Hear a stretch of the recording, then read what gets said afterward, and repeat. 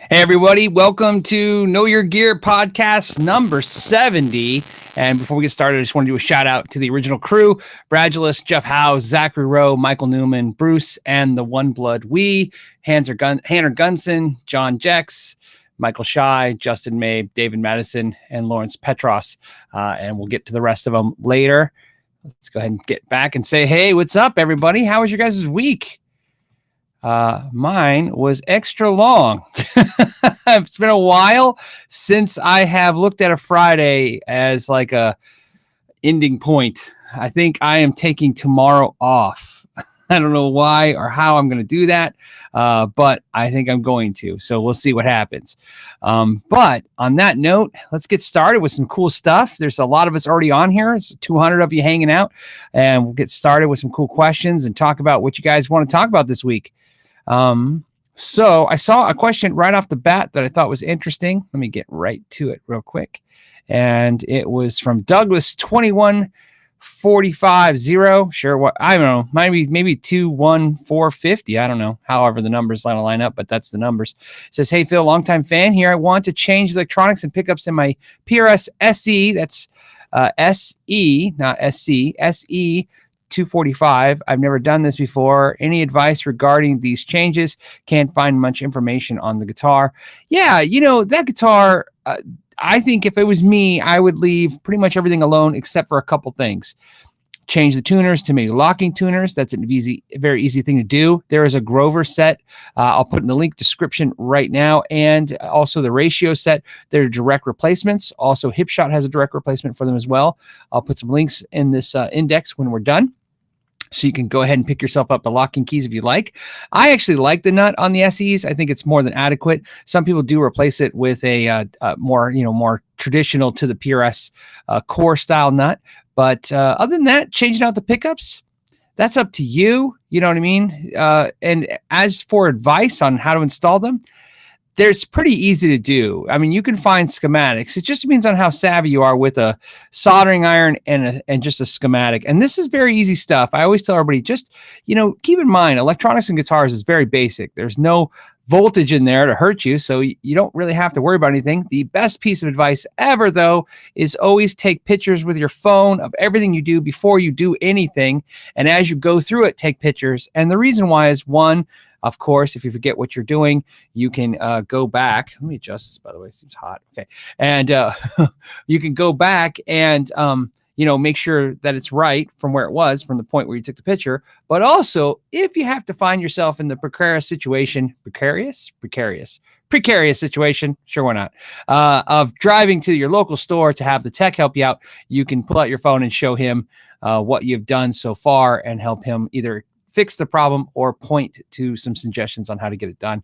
Maybe that's maybe a rewire video on the two humbuckers might be a good video. I'm not sure. There's so many great videos like that on the internet now. That's why sometimes I'm apprehensive to do just basic, like, here's how you do something videos. But maybe with questions like this, that's something I should be looking into doing more of. Okay. What else do we got going on? We have Joe, this is a question I've talked about before, but it's a good question. It says, hey, what's your opinion on the Pearly Gates pickups?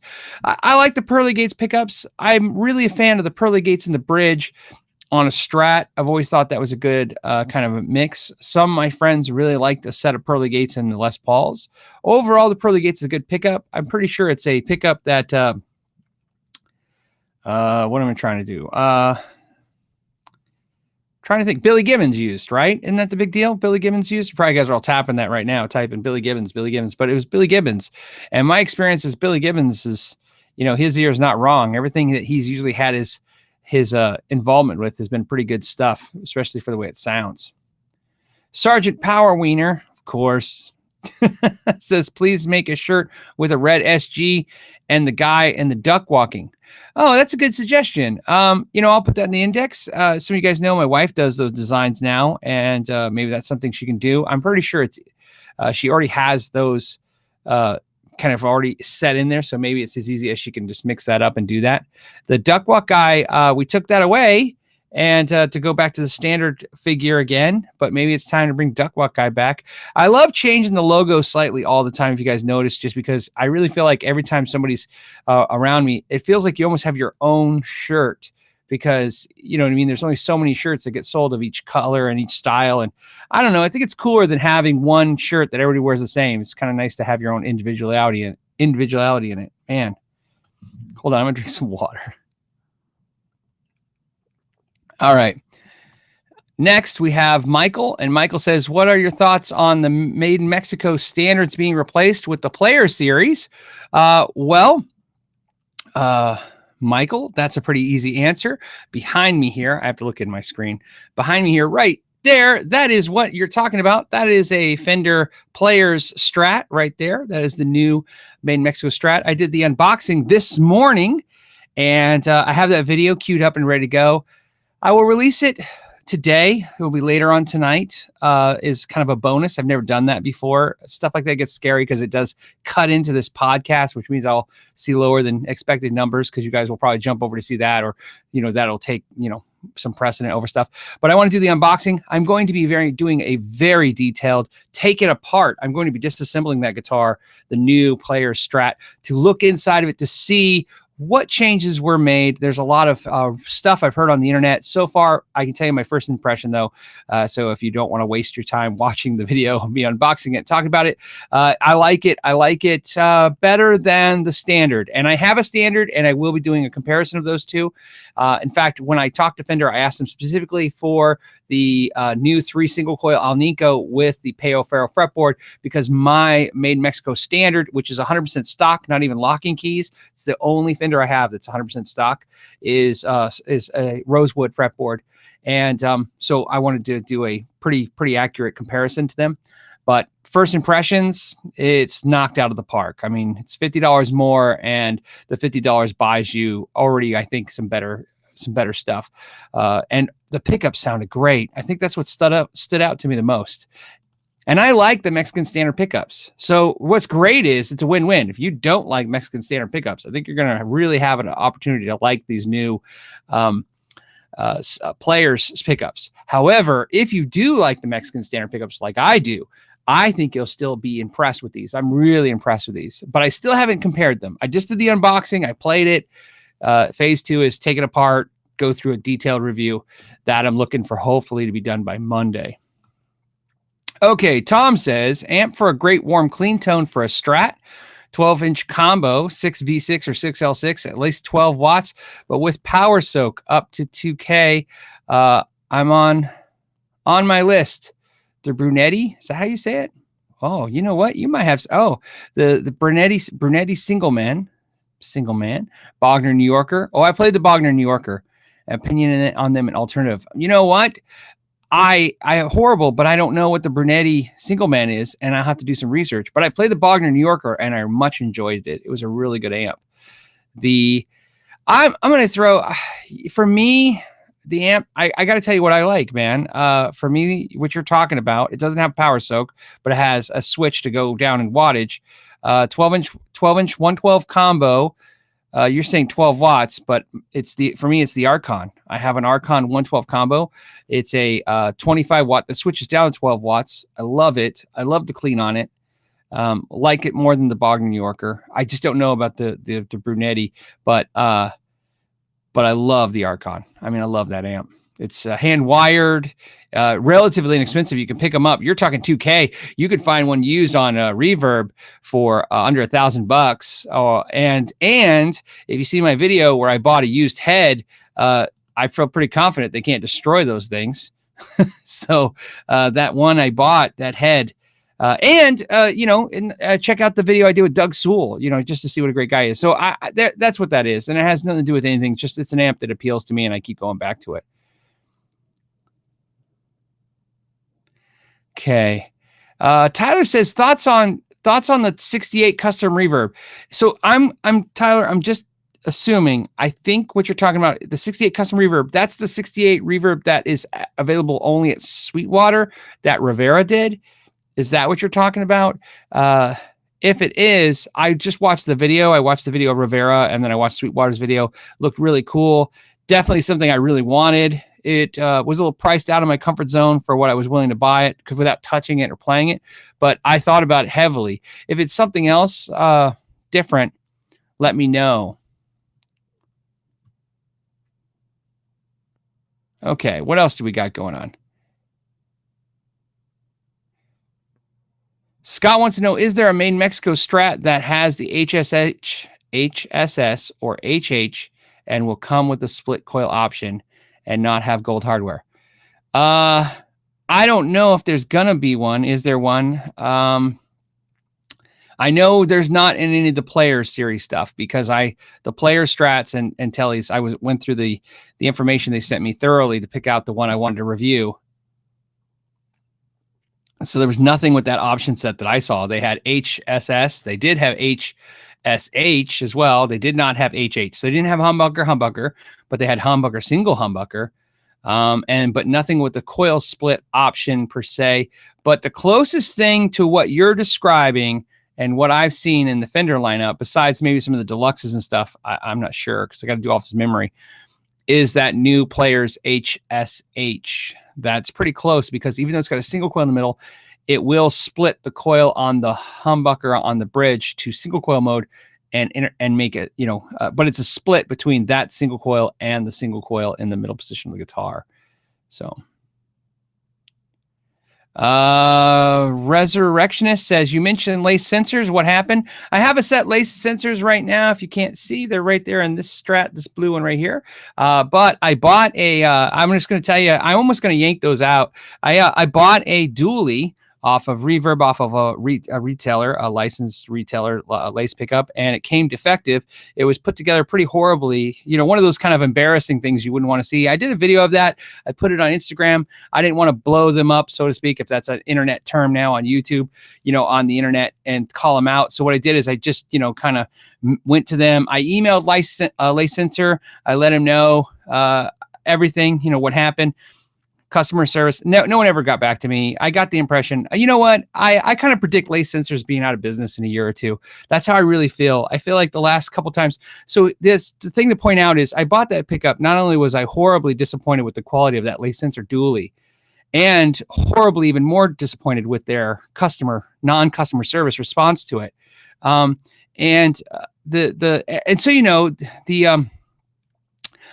don't know it's me. Like, I don't go to them and say, hey, I have a YouTube channel. I go to them as a person saying I'm independent. I don't say anything that I have a channel or a way to kind of tell on them, so to speak. And maybe that's the problem. Maybe they'd give me more attention if I did, but I don't want to do that. But to point out, not only did I have that a bad experience with the dually, I bought those lace sensors that are in that Strat from Guitar Center right there. And those were also, in my opinion, defective and had to be, they had some issues. They were not fit and finished correctly. So I bought those. I decided to go ahead and fix the issues that were with them, put them in my Strat, and I was pleasantly pleased with the sound and happy again. And I go, well, when I get to dually, I'm going to do that video where I compare the red lace to the red dually. And when the red dually came in, it was horrible. That's like kind of two strikes, right? That's so between those pickups and the other one, that's almost $300 in pickups, all defective, and with no customer service response. So what I kind of predict is maybe they're just dying, maybe they're going out of business, and they don't have the resources to fit and finish the product well anymore, and they don't have the resources to talk to customers anymore. If you guys know anything different, you let me know. I really hate saying that, because I've always, as you guys know, since I've been doing this for almost 3 years now. In fact, I think today, 3 years ago today, I started YouTube and something like that. So something like that. But anyways, the point is, it makes me sad because I really like that company. Greg just did a super chat, man, and said, enjoy your day off tomorrow. Thanks, Greg. I appreciate that. Thank you, man. I appreciate that very much. So Rex, I don't know the answer to your question, but I want to address it because it's one of those things. It says, what is the benefit of paper over oil and oil caps? And he means capacitors. That's one of those tone wood arguments where people say it's all, BS, that, the materials that the capacitors made of doesn't make a difference. And I'm not versed enough to have an opinion. I've experienced with capacitors in the idea that I've exchanged them out in guitars and I've heard differences, perceivable differences. You know, that's the more important thing, right? Whether or not it was different or my brain was playing tricks on me, I did perceive a difference when I messed with them. But I've never really kind of got into the whole, you know, oil versus paper and all the materials. There's just what I've noticed for me personally, which I was also told by some people, is that you can't hear the difference. I hear a difference when I try like the $3 ones versus the 3-cent ones. I do hear a difference, although I've been told sometimes you can't hear a difference. It's a horrible answer to the question, man. It's so bad. You know, hey, what's the difference in this? I don't know. I should have just said I don't know. I could have saved everybody 5 minutes of me just rambling. So let's hold on. I had a question penned. Let me get to it real quick. Tom's got a question. It says, amp for a great warm. Oh, that's the one I got. Where's the one I penned? It's from Stefan. Stefan says, Goto 510 trim in a PRS S2 custom 24. A good idea? Yeah, I think so. You know, I actually, so here's the thing. Yes, if you feel the need to upgrade your guitar and you think that's a good bridge to go with, I've had experience with that bridge. I like that tremolo. I think you'll be happy. Good way to go. Me personally, I don't have a problem with the S2 bridges. In fact, I like the S2 bridge over the core bridge. And that's probably because of, you know, my ear. I like the sound of the steel bridge versus the brass bridge. So, but no, I think that's a good way to go. Okay. All right. Let's go back to the switching back pages here again. What do you guys got going on?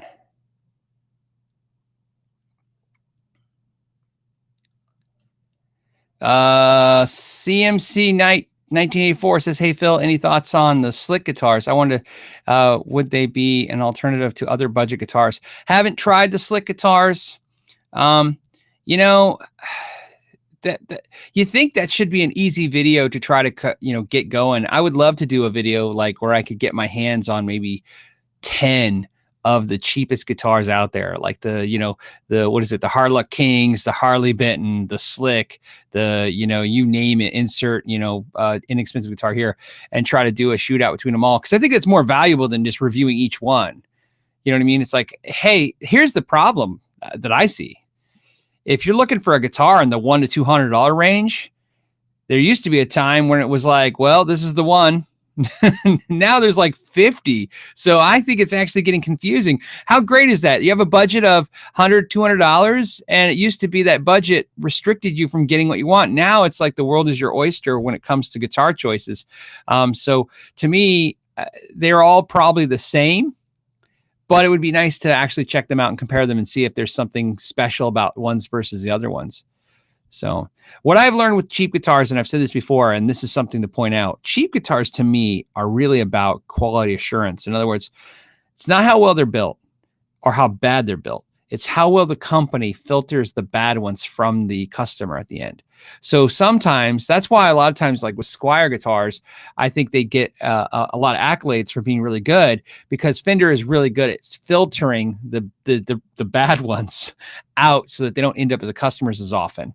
And I think that's there's a hierarchy to that. In other words, as the companies get smaller, you see more of those inexpensive bad guitars getting through because they don't have the money to open every single box, check every single kind of guitar. So there's some logic to that. But Reggie Wooten just did a super chat, man. Thanks, Reggie. If you got a question, you let me know, man. Thank you, Reggie. Hold on. What's the guitar? Fiesta Red said, what's the guitar Sonic Blue colored on the right? It's not Sonic Blue. That's a Tele, and it's actually Seafoam Green. But funny thing about cameras, here, this is kind of fun. That is Surf Green, and that is Seafoam Green. And right now, somebody's typing how wrong I am. But you understand, it's not the guitars. It's this camera. I'm using the Logitech, I don't know, something 90, 290, whatever it is, 920 camera. It's 1080p. And cameras have sometimes trouble seeing the colors as they are. They just kind of associate them to the nearest color. So that's what that is. But that is Seafoam Green, and that is Surf Green. Okay. Crush 8888. That's a lot of eights, man. Crush 888. 8888. Like IG88 from Star Wars. Anyways, says, I'm a relatively new subscriber. Thank you for subscribing. Thanks for all your hard work and help me get great results without the time and money and costs and knowledge. Thanks. Thank you. Yeah, thank you, man. That's I appreciate that. It's great to hear people say that, hey, it's that the videos are helping you. That's like the best. That is the absolute best thing to ever hear, is that I made a video that somehow either inspired somebody to do something or help somebody do, correct or fix something or learn something. That is essentially what I'm trying to do in almost every video. Even if I'm doing just a basic review, I try to make something educational in there so we can share information, because those are my favorite videos to watch. Everybody's learning something every day. I'm learning stuff every day. Alexander says, what do you think of the Alexander pedals? Hey, wait a minute, Alexander. Are you Alexander pedals? It says their Neo platform is pretty amazing. All right, Alexander. No. Okay, so Alexander, first of all, I think you like the pedals because your name's in there. I haven't heard of the pedals. Alexander pedals, huh? So we can take 5 seconds, right? It won't hurt us. Let me go here. That's why I have this internet. So so I'm on their site and I will share with you guys. We'll take a second. Why not? We all want to see something new, right? Oh, wow. These are cool. These are like they look like arcade games. Never heard of them, but cool graphics, right? That looks like an old Army radio or something. That's cool. Hot pink. Hey, literally it's called hot pink and it is hot pink. That's good marketing right there. Oh, see the Jubilee Silver Overdrive. Oh, yeah. I love this. I like the Sugar Skull. So very cool. Never heard of them, but very interesting. Put a link to this website for you guys when I index this, so you guys will know where to go and look at those pedals. I haven't heard of them, so I have no idea. This problem is there's just so many pedals. I learned that now in the last year. I've been to so many music stores in the last year, probably about 40 or 50 music stores. And everywhere I go, what I learn is every store, there are just so many pedals, at least 10 pedals I've never heard of. So there you go. Yeah, Cake Man says that's a good pedal idea for a pedal design. Yeah, right. You know why? Because at the core of it, it's just like remaking movies like Jurassic Park and Star Wars and stuff. It's always a smart idea to kind of appeal to a generation of people so they can harken back to, I remember arcade games as being cool. Maybe I need an arcade game on my foot when I'm making distortion. That's something I would think. I don't know why. So, let's see. BC Rich 581 says, Phil, any thoughts on how the internet sales tax rule will impact sites like Reverb? The internet sales tax rule. In other words, the idea that everybody's going to collect at some point sales tax, or that a majority of people are going to have to start collecting sales tax. Obviously, I've been saying this for years now.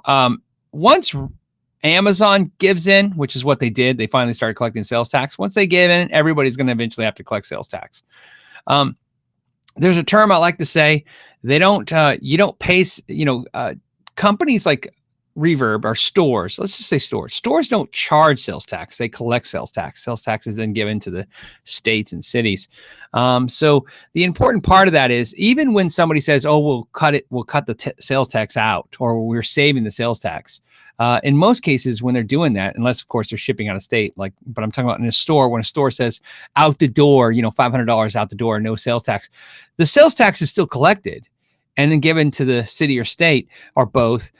So it's been a horrible, let's just be honest. When you go to Europe, they don't even understand how we're getting away with this. They're like, what do you mean you don't pay sales tax, when you're out of state? I'm like, yeah, if I buy from a company out of state, I don't pay any sales tax. We've been all living on this amazing ability to do that for years. And of course, I think all of us secretly know you're going to have to pay the piper one day. We know it's coming. it is what it is. You're going to have to do it. It's not the end of the world. You know what I mean? So what I've always been curious is I wonder if that's allowed, not collecting sales tax. I wonder if that lets the internet like charge even more than they've been charging. So maybe what we'll notice is maybe there'll be a price adjustment, you know, to be competitive. They'll have to lower price a little bit, absorb some of that sales tax. So it might just hurt the retailers more than us as consumers, but in the pocketbook is what I mean. So let me hit a couple real quick while I've been gabbing. All right. Matt just said, thanks for everything. Tim Smith just did super chat. Man, you guys, that's great. But, you know, I appreciate that so much, but don't feel compelled to do that, please. Go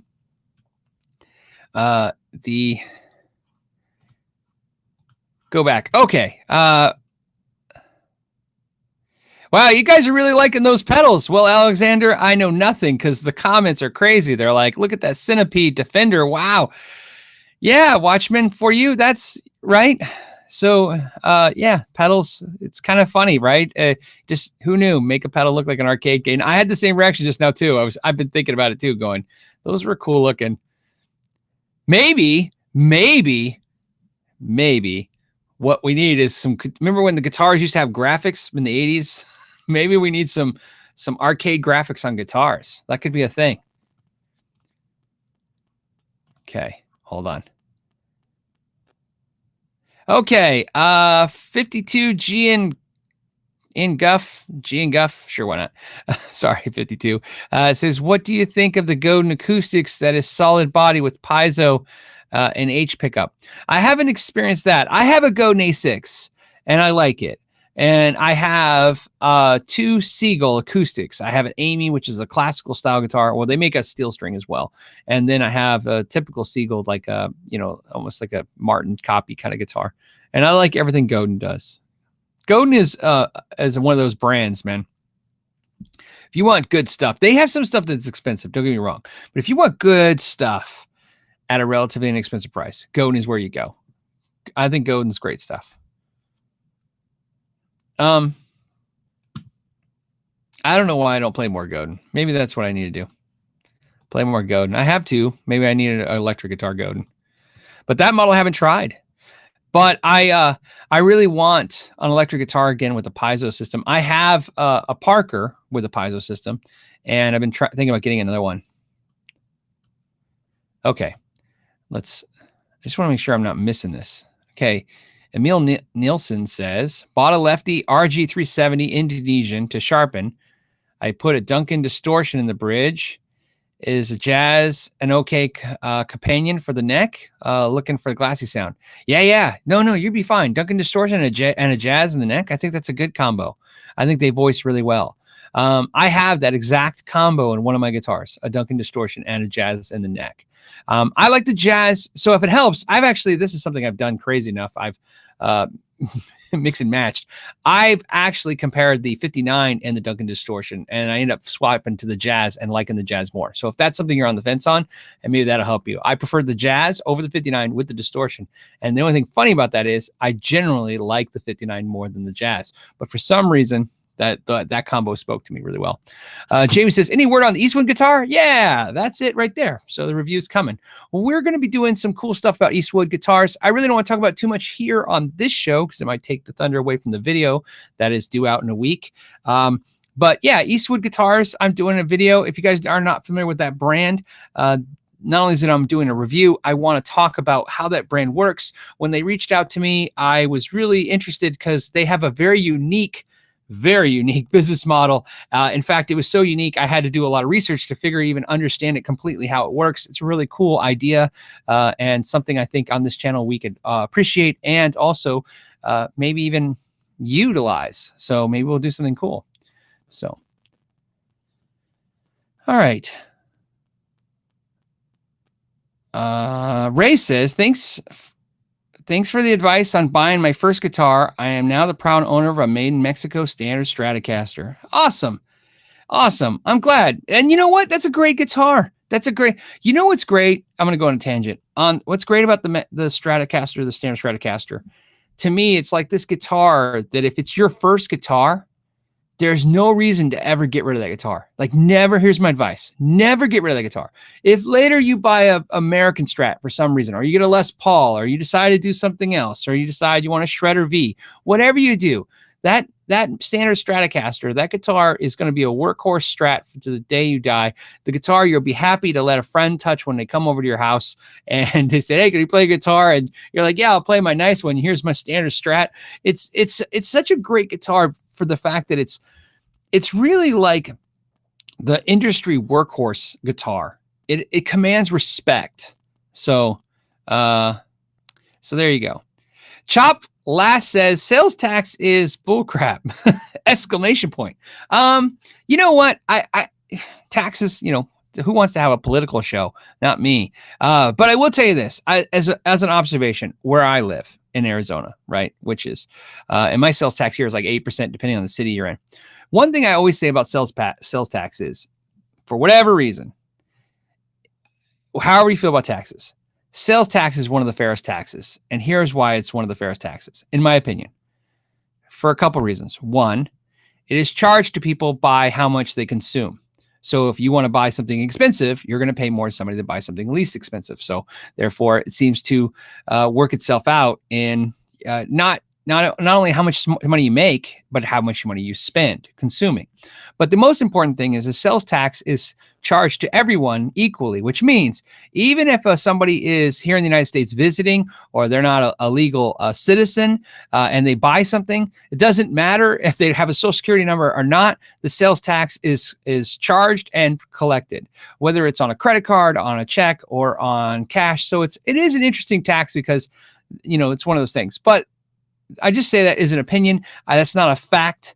So I would be silly not to mention I don't want to pay it either. So I kind of agree with you too. That's what's great. That's why I wanted to kind of hit that out there. I wanted to give you that side of it, the version, but also remind you that I also agree with you that it's it sucks. It's okay I think it's okay to understand something and still not like it. Let's see. What else do we got going on? You guys are all over the place today with these questions.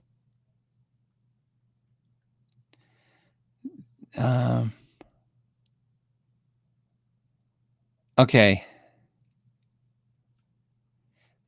Man, Pubu. I'm going to say Pubu. You got the weirdest Pubu. All right. PW, like PewDiePie, but okay. Anyways, I'm going to buy a Squier Stratocaster Deluxe with a terrible homemade relic for about $150 US dollars. Should I buy it? You know, here's the thing, man. No. This is what I'm going to say. No. $150 is a tight budget for a guitar. Even in this market, it is. But it is not an impossible budget. You still don't have to settle at $150. You can still find decent stuff at $150. What I will give you the best advice ever is remember this. The opportunities to spend your money will exist way before you've actually spent all your money, right? Does it make sense? Like, in other words, you'll burn your money up before you burn up the great opportunities to spend your money. So don't feel like you ever have to, you can't pass on a deal. The truth is, if you miss out on this terribly homemade relic deluxe Stratocaster by Squier for $150, I promise you tomorrow there'll be an equally terribly homemade relic Stratocaster Deluxe for $150. So in other words, buy what you love. It's your money. If you spend $150, you spend $1,500. It doesn't matter. It's your money. It's hard earned, and you should buy something you love. Keep in mind, this is a guitar, which means this is for your enjoyment. Now, on that being said, if you think you're going to enjoy the guitar and you're fine with it, and you don't mind, spending $150, do it. But like I say, based on your comment, when you say terrible homemade relic, seems like you're questioning your thought process. I'm going to be your buddy today and say, pass, find something else. And there you go. So, in fact, you know what? You know what I'm going to do right now? Let's do it. Give me 1 second. I'm going to try this.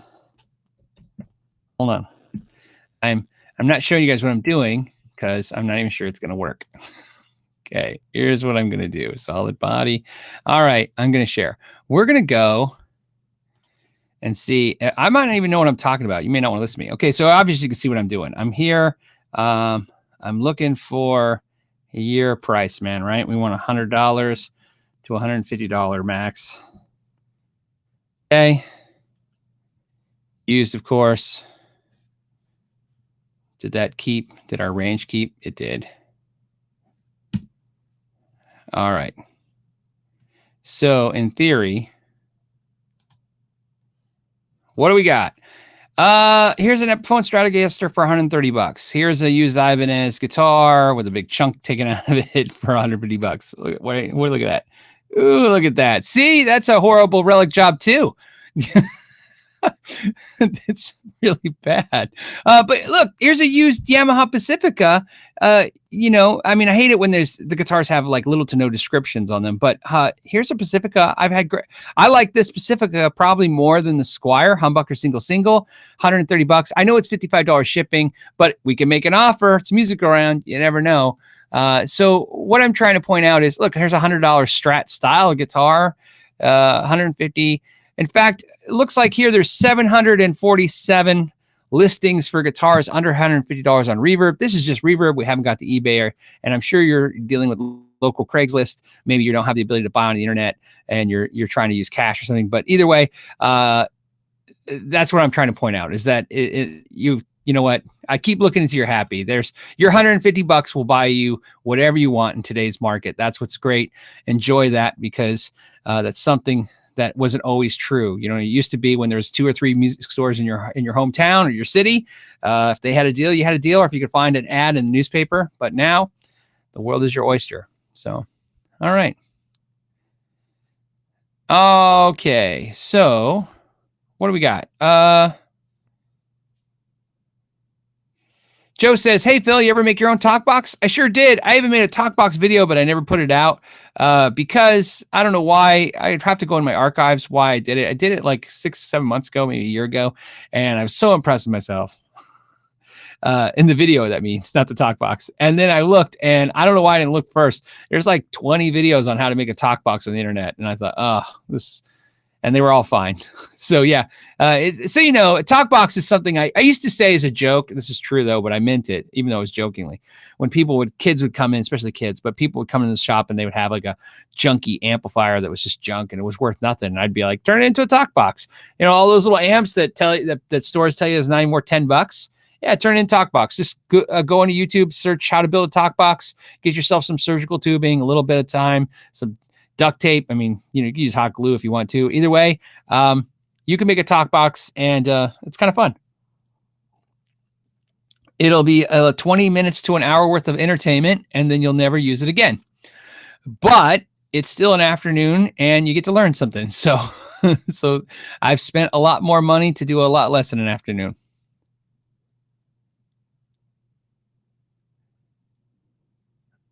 Greg Wood says JVM. He's talking about the Marshall JVM 210H head. So awesome or disappointing is $600 with a 19. Oh man, yes, buy that. $600 for a Marshall JVM 210 head and a 1960 cab is a deal.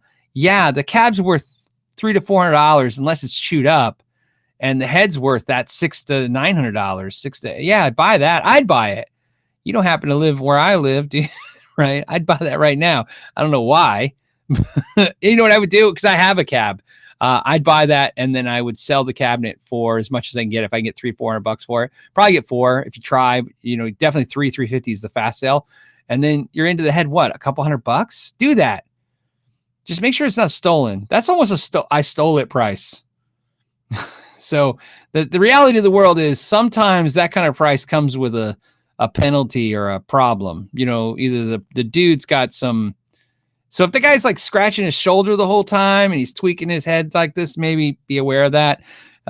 Just like I said, be safe out there is what I'm trying to say. That's the fell off the truck price for a JVM 210 and a 412 cabinet. All right. Oh, so you know what? Caleb Rice says, how difficult would it be to install a Floyd Rose on a Strat? You know what? Thousands of guitar players have done it through the 80s and 90s. It's a relatively easy process, especially if you don't need a router or anything to make it floating. But it depends on how bad you want that. The problem is not the Floyd Rose on the Strat. The tricky part is putting the Floyd Rose nut on the guitar on the neck. That is the part that is going to be a little bit more delicate and a little problematic. And that's where you want to think about that first. So something to think about for sure. So So the other thing to point out too is if you have a Strat, if that's a real Strat, I don't know if you're talking about a Strat style guitar, but you're saying ST for Strat. If you have a Strat like made Mexico Strat or a Squier Strat or American Strat, and you're thinking about putting a Floyd Rose in it, please be aware that Strats without Floyd Roses are worth more than Strats with Floyd Roses. So sometimes it's a lot easier and cheaper to sell your Strat and then buy the Floyd Rose one. You get it? Or find that guy wants a trade. But either way, that's something to look into because... so let me do, it's a lot easier to do that than it is to install it, especially cost wise.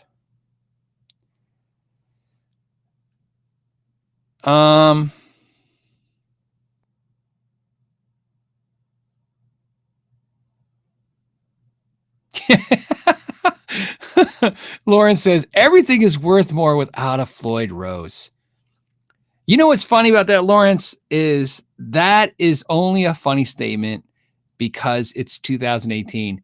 In 1988, it'd have been the opposite. You'd be saying the same thing. Everything is worth more if it has a Floyd Rose. Isn't that funny how times have changed? Times have changed. So John says, thanks for all you do. Thank you, John, for saying that, man. That's cool. I appreciate that. It's nice to get accolades. Let me go into my queue to see what questions are here. I got Stir Fry says, hey Phil, Julian here. What tone, volume, and three-way selection set should I look at from my sharpened Squier Telly?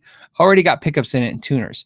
Yeah, I understand what you're saying. So he's got a Telecaster. Julian's got a Telecaster and a three-way switch.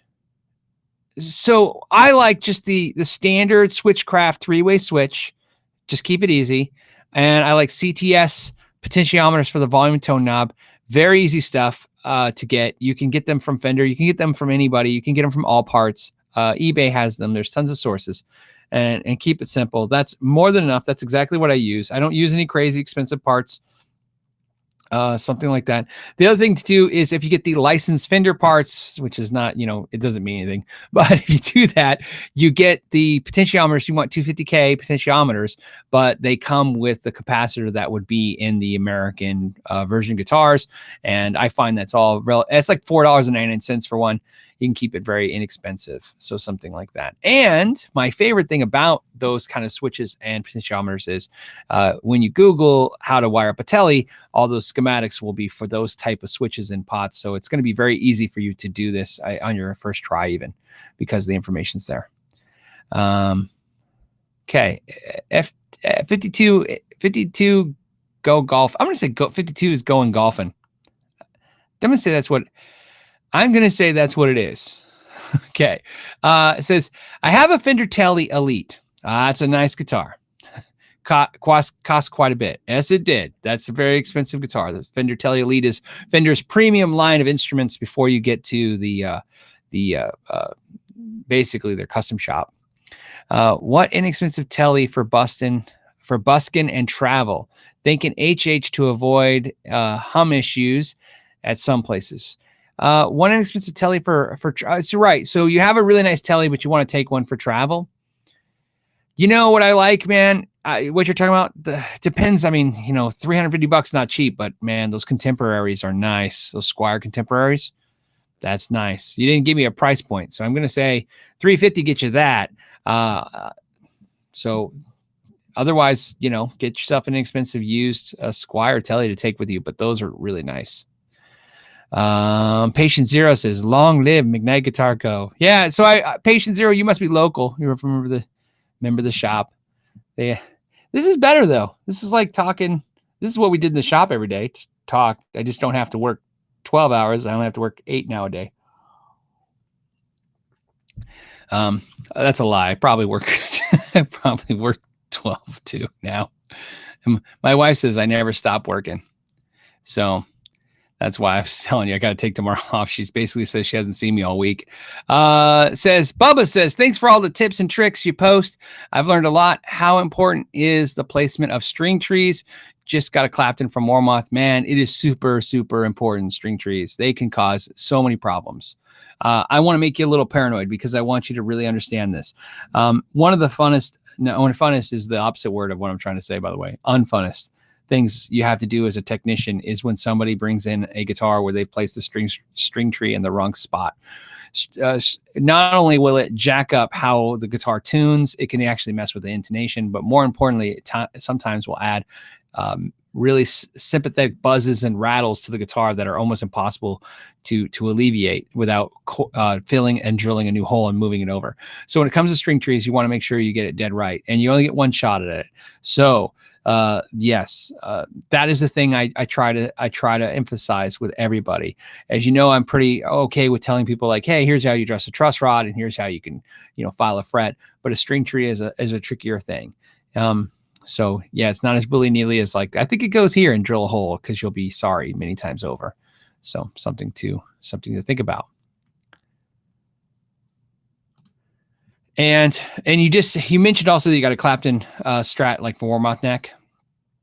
I don't know if they make templates for string trees, out there on the internet. I haven't seen them. So I had, what I did over the years? I just made templates.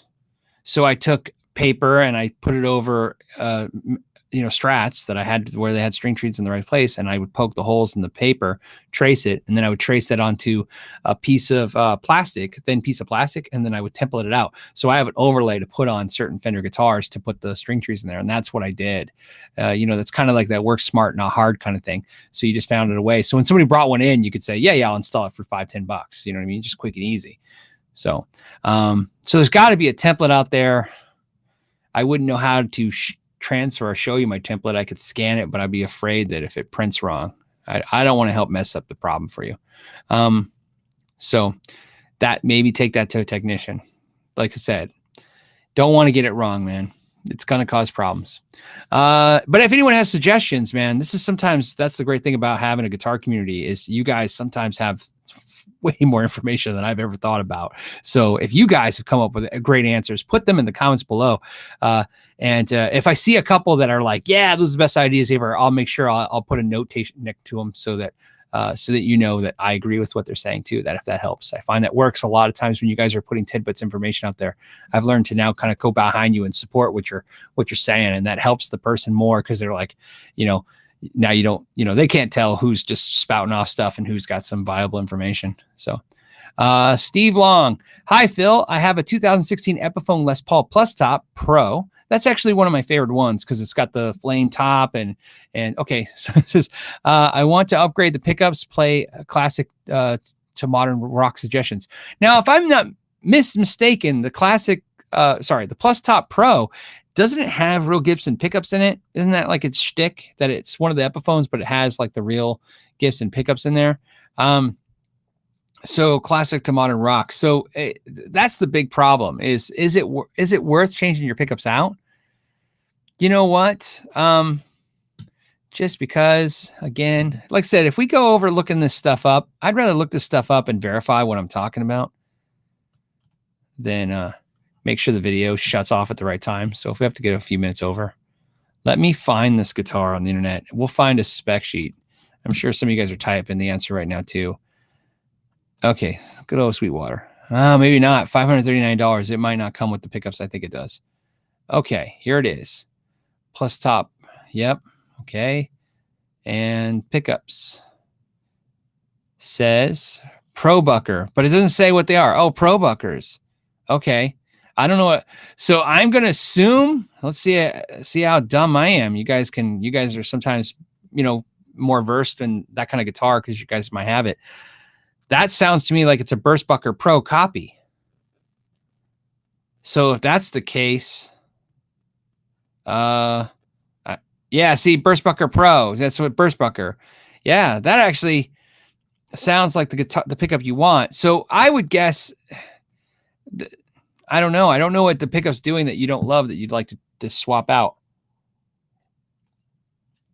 Yeah, Corey Duke says it's a copy. Well, I kind of, yeah, and I agree because that's kind of how it sounds. It's a copy of a Burstbucker. But copy, here's the thing, man.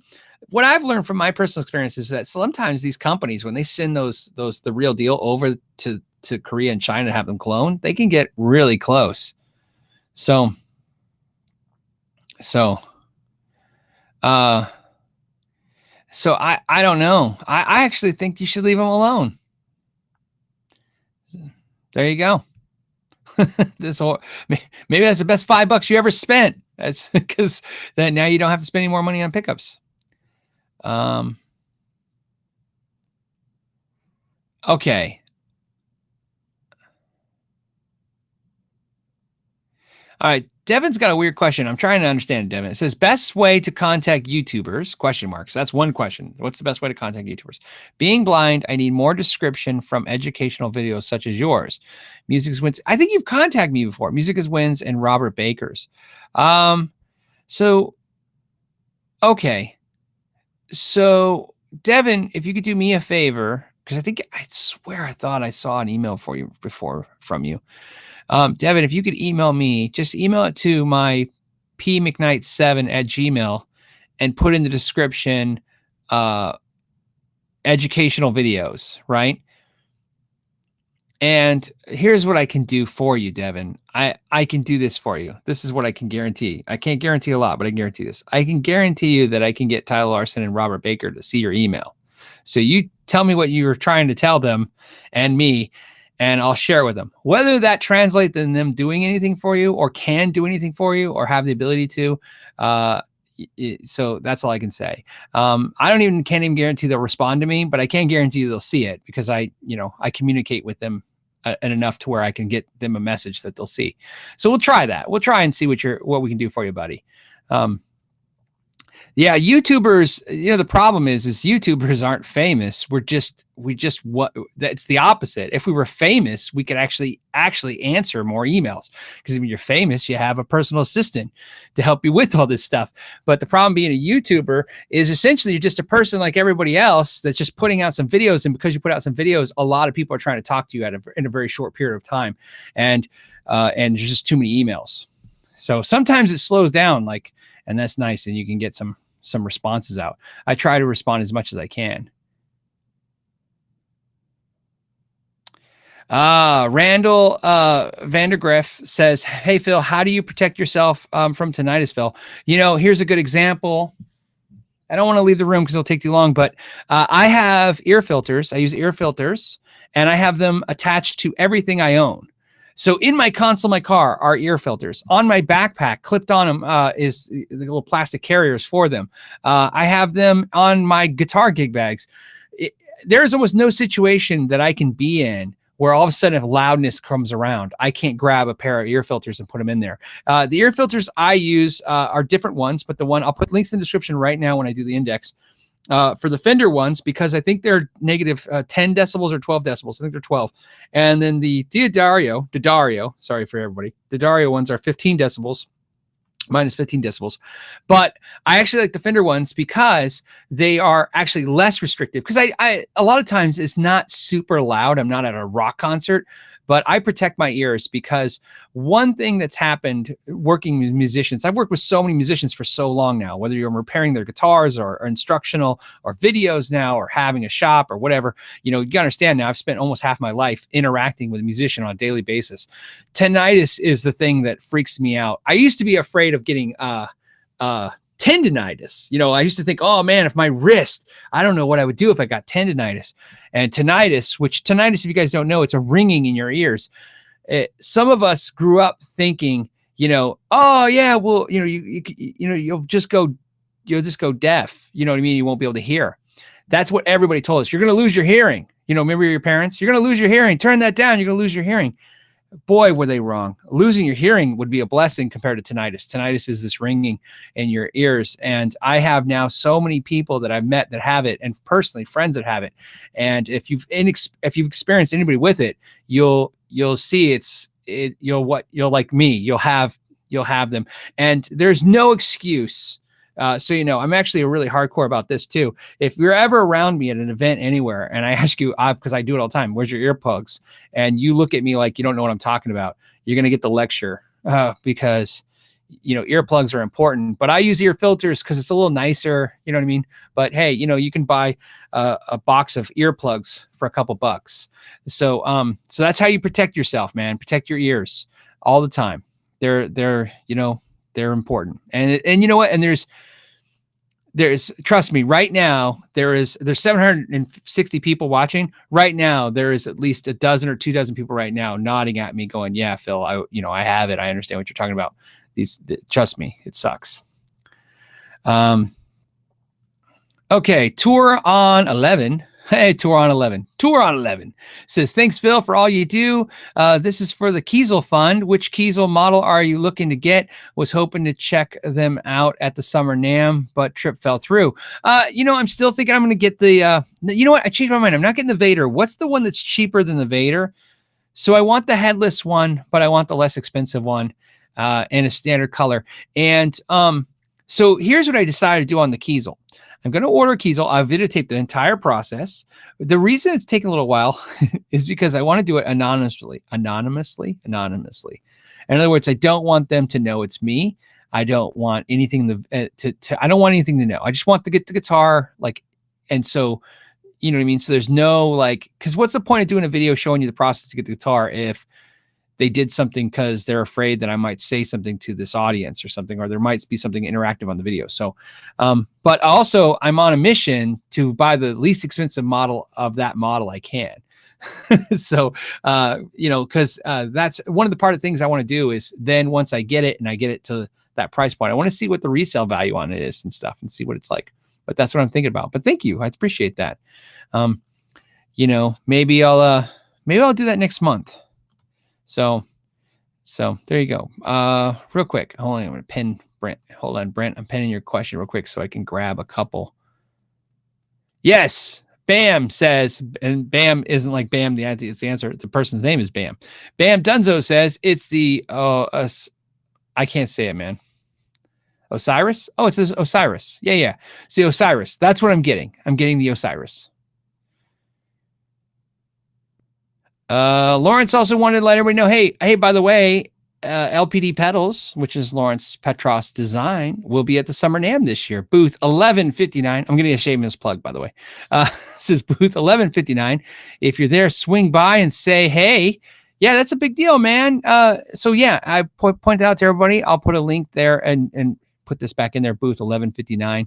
Check out Lawrence's pedals, especially since, Lawrence Petros pedals are, I've decided now with all these pedals are now in two categories to me. Artisan pedals and mass produced. Either they're made by a person, that person, like Lawrence designed the pedal, but he also builds the pedal right now. Hopefully that won't be forever. Hopefully he'll move over to the mass produced one day. But right now, when you buy a Lawrence Petros pedal, Lawrence built your pedal, not the worker of Lawrence, not Lawrence's fifth cousin. Lawrence did it. And to me, that's like when you buy a painting and the artist painted it versus when you buy the reprint. So that's something I always want to point out with these smaller builders like that they're still really cool to get that stuff. So, okay, hold on a second. All right. David Tucker says Kiesel Fun.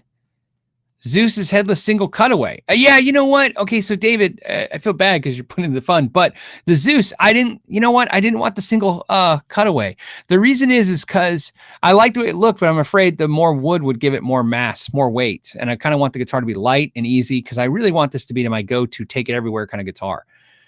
So, but I appreciate David. And you know what? The Zeus is definitely would be my second pick. So that was because they're basically the same model.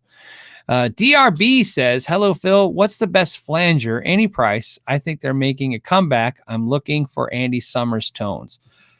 So I'm not a big flanger guy. I've done videos where I've talked about how I use phasers. Flangers, I have all the inexpensive ones.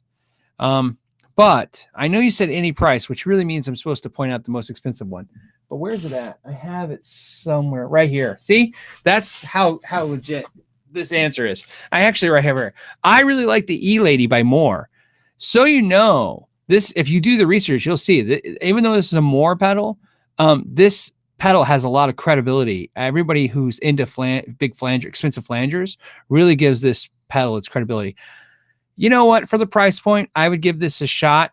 You know, obviously I don't have an affiliation with them or anything. I don't get anything by telling you that. I bought this pedal, so you know, Moore didn't send it to me, but they have sent me free stuff before, but not this. I bought 10 of their pedals, and this is just one of the pedals I've bought over the years.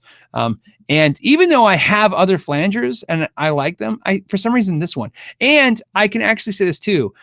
So you know, there's no other Moore pedals I can say that about. There's no other pedals that Moore makes that I could say, wow, this pedal will blow, you know, bigger pedals away. I like them, but I can't say they're the best things ever. This pedal, for some reason, it's like magic. I don't know what they did. It's really good. In fact, some of you guys know, I forgot who it is, but there's like a famous Pink Floyd tribute band, right? It's really infamous. And the guitar player in that band said this is one of the best flangers out there and something like that. Somebody will probably know the story. My friend who's really into Pink Floyd told me, like really into Pink Floyd. So he told me the story. I'm like, oh, well, you know. All right. What else do we got going on? Okay. Jamie says, hey, Phil, I have a 2018 HSS Pro Strat with V mods and a Shawbucker, and that I need you to help me with to make more responsive. How can we send me the guitar? Okay. So you're talking like a sharpen my axe kind of thing. The sharpen my axe thing is a twofold problem. Like I said before, it's a budget time restraint. So what happens is people send me guitars and then I'm trying to pick interesting guitars. Like I picked the GNL because you guys have been talking about GNLs.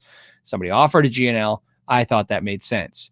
The Pro Series Strat would be great to show what we do with a more high-end Strat, but the Sharp Max videos take, I have no other video that I've made on YouTube, except for maybe the official how do you say video. But I mean, honestly, I have no other video that takes as much time as those videos. They consume so much time, almost 2 full days and sometimes 2.5 days to make one video. And that may not sound like a lot of time, but you know, it's a 5-day work week, right? So it's half your work week to make one video. And so that's the problem I keep coming across with them. And to be totally honest with you, they actually produce horrible results when it comes to monetary, benefit. So it is a love. Okay, I want you guys to understand. I am doing them just for the love of it. I think this last one, it's probably when everything's said and done, I will gross around $40 on that video. Not complaining, just explaining. Nothing to complain back on the YouTube gang, right? The YouTube thing has been very good to me, and I'm very happy. And you guys are all super gracious. I mean, you guys are literally just giving me money just to talk on a Friday. I got no complaints here. I'm just explaining that sometimes it's hard to just keep pumping that type of video out because it takes a lot of time. And you know, sometimes it's like, wow, there's a lot of better ways to spend the time, not only financially, but just, you know, I can produce more content in that same amount of time. But that being said, you can send me the message and I'll take a look at it. I don't know what guitar specifically I'm doing next. So, but that might be a good one to do. There was a question. Somebody asked me what I thought of the Moore Rumble Drive. I did a video of that, comparing it against my Zen Drive. There is a video. It's an old one, but it's a video where I compared the two, and I really liked it compared to the Zen Drive. I like the Zen Drive more than the Rumble Drive, but it is literally 2.5 times the price. So based on that, you know, if it's a budget restraint, get the Rumble Drive. But unlike this pedal where I can't, you know, I said, hey, get this over the more expensive version. The Rumble Drive, even though I said get it, it's great. I would not pick it over the expensive version. I would just pick it if you want to stay within your that budget.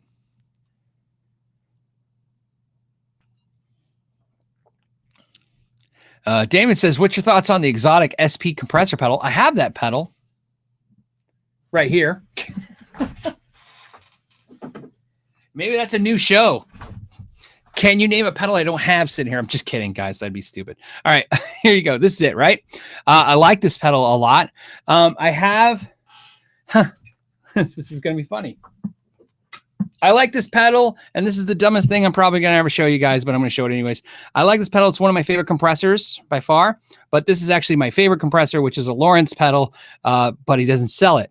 So, I mean, he sold it to me. I bought it, but it's the Fed Comp. This is probably going to get him in trouble because maybe some of you guys are emailing going, I want a Fed Comp. And he'd be like, I don't make them. But so there you go. These are my two favorite compressor pedals. If it wasn't for Lawrence selling me this like prototype or whatever this is, this might not be a prototype. I could be totally wrong, by the way. This could be a production pedal and not know it. But anyways, I bought this pedal off Lawrence 2 years ago. I don't know, year and a half ago. Love it. First favorite, second favorite. Love it. The question of the day is, do I like the SP compressor more than that Fender compressor? And I think I like the Fender compressor more than that too, but I really like the SP because of the size. It's, I don't want to say transparent. Isn't that the new buzzword on the internet? Everybody hates saying. It's really good. I like it. So as a recommendation, if you think about getting it, it's basically a long way to say, yeah, go for it. I've spent my money on it too, and I don't regret it. Okay. Where are we at? Hold on. I have to go into the queue. We're now in the bonus round of the podcast QA. It's 1 hour in, but like I said, we go over because I run off the rails a couple times. Okay. Sergeant Power Wiener, which is, of course, he only asks questions because he just wants me to say that. Just kidding. He says, hey, brother, Yet again, about a Plexi lunchbox amps. Agnator Tweaker 15 blew the Runt 20 out of the water, in my opinion, in an A/B test. Ever tried one? I've owned both those amps. I have the Runt 20. My Runt 20 is right there. I really like it. I've never compared them, though. That's one of those situations where I had it, the Tweaker 15, loved it, got rid of it. Then a couple years later, got the Runt 20. And then, I like the Runt 20 now. But I never thought about A/Bing them. You know what I mean?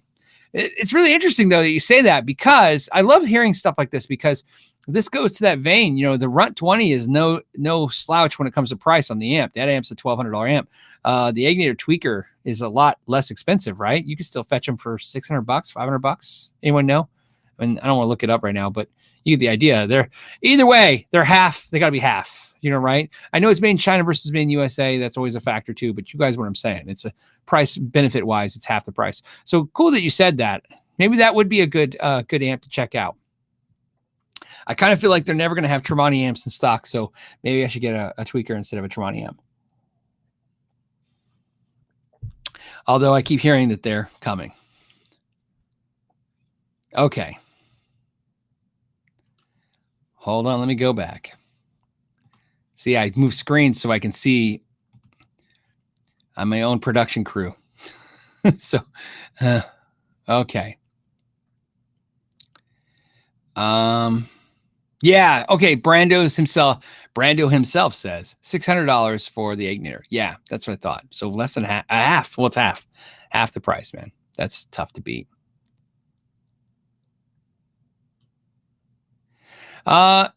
And Enrico says, do pots even make that much of a difference, a tone difference? Yes. My experience, yes. Somebody may say no. That yes. To me, it's not about, don't think about like potentiometers like pots. Don't think about wire. Don't think about switches. Don't think about all this stuff. Just think in resistance. You're trying to get 100% of the signal to the end of the game. And each component you add adds resistance. That's why Gibson uses 4 potentiometers, 2 volumes, 2 tones. They're trying to add more resistance. That's why they use, right? So Fender will use 250K pots versus 500K pots. Those make a difference. But I know that's not what you're talking about. You're talking about literally like the going to a more expensive potentiometer. Like, does a $5 one sound better than a $2 one? And so on and so on. Yes. Subtly difference. Yes. In my experience working on guitars, it's not a snake oil thing. However, I can't say buy these crazy components that people get. This is where it's just like guitar cables. I'm not saying buy $150 guitar cables. I'm not saying buy a $20 potentiometer. I'm just saying there's a difference between the absolute cheapest potentiometer and the next level up. In other words, just don't buy the junk. That's what I've experienced. It's not buy the best, just don't buy the worst. Go one up from the worst and you're probably in the right spot. Stay away from the worst. So same with cables. You know, everybody's got a different opinion about cables, but mine is stay away from the worst. The cheapest, junkiest cables, that's the junk. And then everything else after that's fine. And it probably gets better as it goes up, but I don't care. Because like I said, my experience buying it, using it, working on it, whatever, has been pretty consistent, which is you get to a point and there's an improvement. And then whatever the next improvement is, it's really not going to be as dramatic. It's law of diminishing returns, as people like to say over and over again. So Thrash Metal Fun Riff says, don't buy the swag. Yeah, see, like, I guess he means don't buy the BS, I guess. So, oh, yeah. So Bugs Bunny Brothers says, Borns potentiometers. I'm a big Borns fan. Borns is a type of brand. Borns pots. Yep. And yes. So yeah, that's a brand that like I said, like Switchcraft switches, I use Borns potentiometers all the time. It's a brand I trust. I like it. They're not crazy expensive, although they are pricier comparatively. They're just not expensive. To me, $5-6 is not expensive, even though it's per capita, you know what I mean, to a $2 part, it's more than double. But I mean, you know, so Dementoid says, I made it, and see, no one cares. I care, Dementoid. I care that you made it.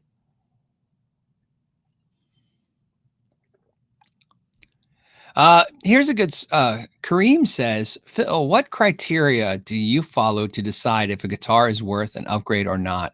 I own a Chord X6. People tell me it's not worth upgrading.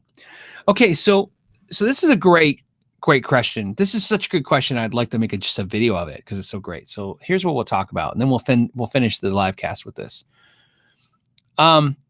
This is what I get all the time. I love it when I hear that from people. Worth, value. That's not real. That's not tangible. When people say it's not worth something, that worth is value, and worth is assessed by each individual person based on their value systems, their situation, their economics, all that stuff. So my point to you is this. You know, if you have a guitar and it's good, we're going to say that. Let's just say it's good, not junk. We're saying it's good. And you feel like you can invest some money into it and make it better. And someone say, don't waste your money, buy the nicer guitar. But if the difference is you can put $150 into your guitar and make it really good, or make it good, versus $500 that you don't have to buy the next guitar, yeah, that's a decision that really, I think, makes sense. Now, where I think sometimes you don't want to follow advice is kind of like with the earlier question about the Floyd Rose. You know, do you want to shove a ton of money into something when a ton of money can buy you another guitar?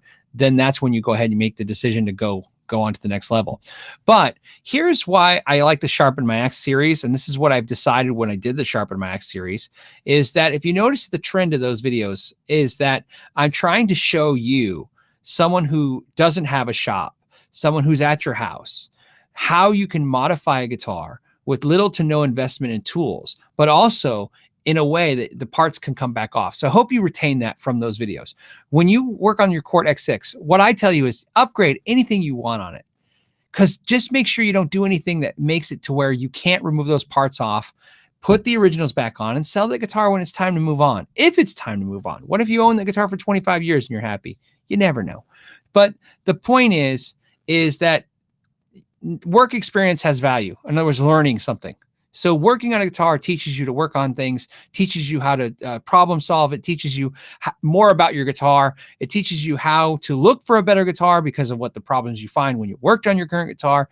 Those educations, those are things that it's hard to put a money value on. So when your friends say it's not worth it, they're not factoring everything in. So my answer to you is, if you like that guitar, you put whatever money you feel comfortable into it. But my only advice to you, with the experience that I can give you, is make sure you can get that money back out of it when you're done. Because like I said, you can remove, if you make it to where you can remove all those parts back off, you can sell those parts on eBay and Reverb, or put them on the next guitar. And then really, what are you out? Nothing. So there you go. So yeah, there's nothing wrong with upgrading any kind of guitar. I see people take $100 guitars, put $200 worth in them, and people go, why didn't you buy a $300 guitar?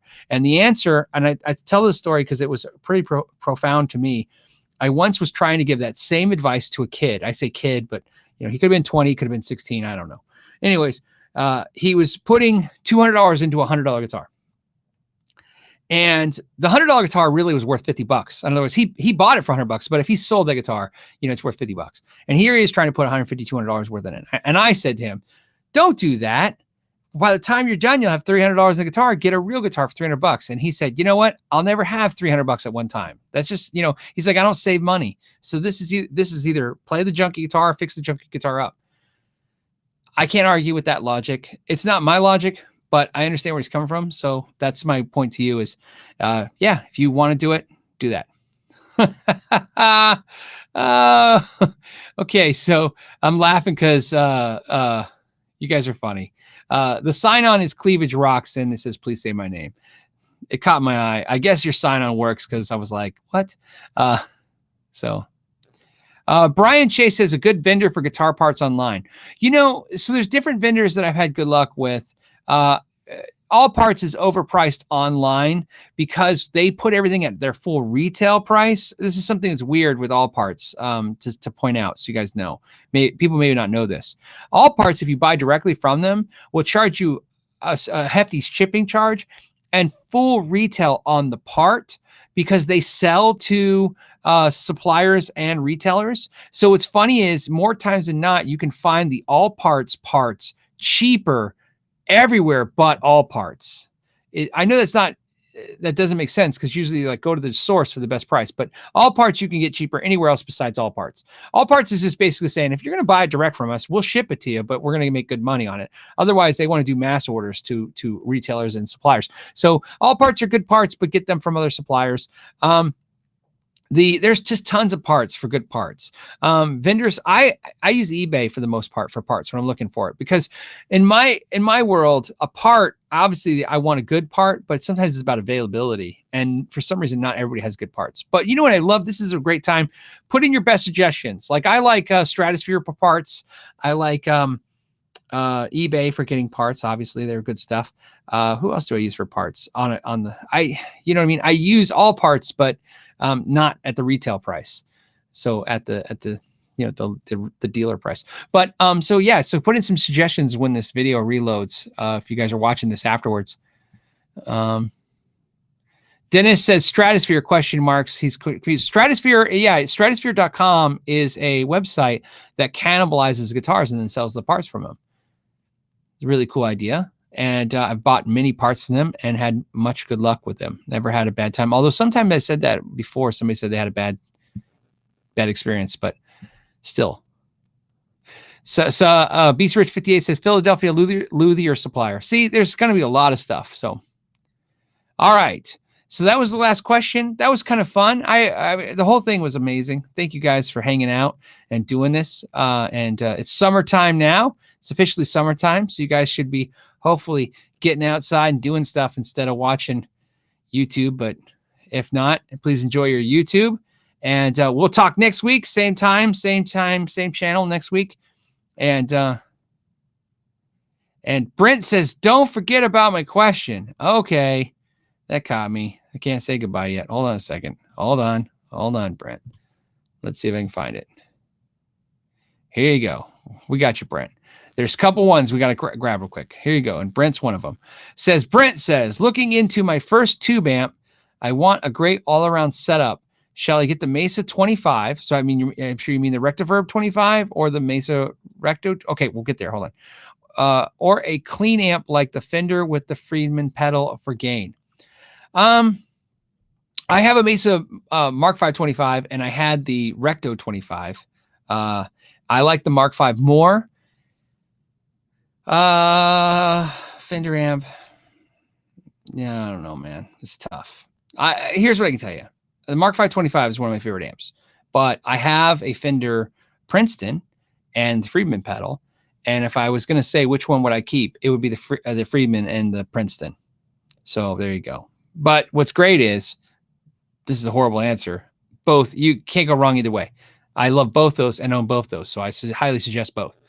So, but something's cool about the Fender Princeton and the clean channel on that. It's just magical. Bubba says, do you still have a Parker Fly? Yeah, I have two. I have two twins. I don't know. I think I never shared that story, but every once in a while you guys see one, and then believe it or not, you're still seeing it, but you're actually seeing the other one. I have two twin Parker Fly Mojos. And so not on purpose though. I recently purchased a Parker P32. Yeah, those are great. That's right. That's okay. It's not as ergonomic as I thought it was going to be. And now it's on Reverb. Hello. Yeah. Well, the P32 is more of their inexpensive Strat version guitar. It's not the same as like the Flies. The Flies are more dramatic. So yeah, the P32. There's actually a really amazing deal on Reverb right now on a Parker Night Fly in blue. And I think they want 1,050 plus shipping, but they'll take a deal, and it's really good guitar. But and it actually has the carbon fiber fretboard. So, you know, for those of you that are Parker freaks that want that. So, like I said, I'm Parkered up, man. I have two. I don't want two. I want one. So I'm eventually going to sell one. So it's a long story. And then 6 in line said, have a beer or whatever. Cheers. I will have the beer. How about that? It's the summer. It's a good time. It's been a long week. I appreciate all of you. Hopefully I didn't miss anybody. I'm double checking real quick. I don't want to leave anybody hanging. It looks like I got everybody in the queue. And of course, I appreciate all you guys and all your questions. You guys have been awesome. And thank you guys again. And until next time, know your gear.